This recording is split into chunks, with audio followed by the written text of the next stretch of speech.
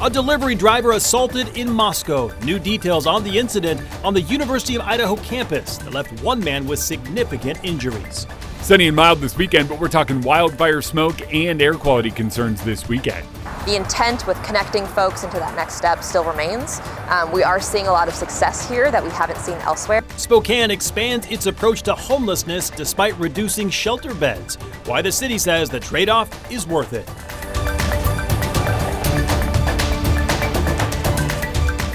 Good evening and thank you for joining us for KREM 2 News at 5 tonight. I'm Mark Hanrahan. In less than 2 weeks, the city of Spokane will launch some changes to its response to homelessness. KREM 2 Shannon Mowdy previews what changes you'll see next month. It's in with the new for Spokane's homelessness response initiative. New outreach teams will soon hit the street to connect the unhoused with housing services or get them into emergency shelter. We've heard quite a bit from the community that when they see somebody who's maybe in a mental health situation, it's not really a 911 call, it's not life-threatening, but they don't really know who to call. Aaron Hutt says under this new model, the public will be able to call 311 about these situations. Teams of Catholic Charities social workers will also coordinate responses with Spokane Police and the city's code enforcement. So if police see somebody, they'll be able to help dispatch this team out to get to those folks. We don't always need our police officers tied up in that response when potentially a social worker is the right person to respond. The street outreach will cover police precincts in every corner of the city, working 7 days a week. The city's other outreach effort will be more of an out with the old model. Another change is coming to the former Cannon Street shelter, which has provided 30 overnight beds for the last year. Now this navigation center will close during the evenings. It's really going to just serve as a daytime facility. We hear so often that we just don't have places for people to go during the day. Hutt says the change in hours does mean the Cannon Street site will no longer provide shelter beds. But she says this transition is backed by the city's own data. There's a bit of an obsession about bed space. An emergency shelter absolutely has a place in the system, but we see about a 13% success rate in exiting people from emergency shelter into stability. Our navigation center has about a 45% success rate. And Hutt adds the city's seeing empty beds at many of its shelters. Under the new hours, the navigation center will be able to provide services to around 80 people. What we need is a place for people to be able to connect with those resources, that treatment, that mental health treatment, housing vouchers. Both new initiatives are expected to roll out in early October. Shannon Mowdy, KREM 2 News. New tonight, the Coeur d'Alene Fire Department sharing new pictures of Dave Tisdell as he continues to recover in a Denver rehab facility. Tisdell was shot in an ambush on Canfield Mountain over the summer.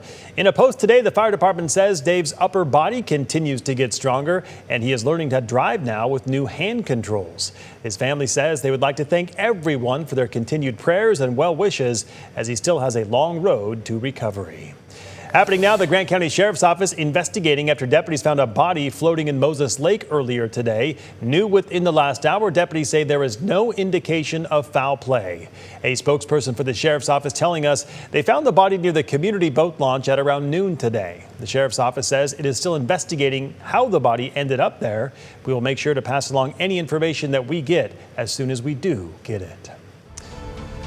Washington state officials warning that funds from the wildfire response, forest restoration and community resilience account could run dry and could have some major negative impacts. The account was created back in 2021.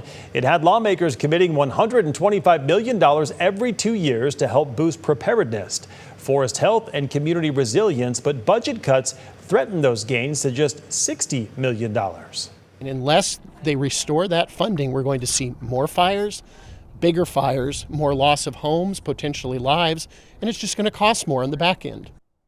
Residents say the money has helped them protect their homes from wildfires by being able to clear out potential fuel, such as clearing brush and thinning trees. People in parts of central Washington are being told to leave now as two large wildfires grow in the Cascades. The Lower Sugarloaf fire is starting to burn closer to homes, sparking evacuations about 15 miles northeast of Leavenworth. That fire has burned more than 31,000 acres. State assistance has just been activated to help fight it. And to the south, the Labor Mountain fire is prompting new evacuation orders, including one for Blewett Pass. This is a new photo of what crews are up against. Take a look at that. The fire has burned more than 17,000 acres. It's about 10 miles from Cle Elum. It's now just 7% contained. Both fires were started by lightning. On that note, let's talk weather on this Friday with Chief Meteorologist Jeremy Legoo standing by in the Outdoor Weather Center. Jeremy, we got some of that wildfire smoke from those fires to the west of us, but things much better today, at least for us, air quality wise. Yeah, definitely. In fact, most of the inland Northwest is seeing big improvements from where we sat last night. Remember, that smoke just came in quite quickly with the shift in the wind direction. But right now, it's not too bad. You can see some haze if you look out to the west. It's going to be one of those really red and orange sunsets. 67 degrees is where we currently sit. Wind much calmer and temperatures much cooler. We're in the upper 60s across much of eastern Washington and North Idaho. And if you compare that to this time yesterday, that's some 10 to 15 degrees colder. Big difference. As we head into the weekend, though, we are looking at a few changes. Our air quality likely worsens. Right now, we sit at about a 52. We're in the moderate realm, but as we move into the day tomorrow, it's going to be cool and smoky to start. Lows start out in the 40s early on, but by tomorrow afternoon, we are back in the 70s just about everywhere. Thank you very much. We are learning new details about a fight on the University of Idaho campus on Wednesday night that left one man in critical condition. KREM 2's Christian Garza has been following this story all day and brings us the very latest. According to a press release from the Moscow Police Department, the call came in just before 9 p.m. When officers got to the scene, they found one man with what they call significant injuries. The man who was found by police has been identified as Austin Dawson by his family. The family says his injuries were so extensive he was life-flighted to Lewiston, where he remains in a medically induced coma. It's the hardest thing ever, to be honest. He's our boy, and he's a good kid. He's just a good man, and it's just heartbreaking to think that out of all the people that something bad could happen to, that it would be him. In their press release, MPD says no arrests have been made and no charges have been filed at this time. The police department also went on to clarify what they call misinformation about the incident, discussing everything from the amount of people involved in the fight to warning the community to stay out of the investigation. You can read the full press release up on our website, KREM.com. And coming up later tonight, we sit down with Dawson's family to discuss what his current condition is like. In Lewiston, Christian Garza, KREM 2 News.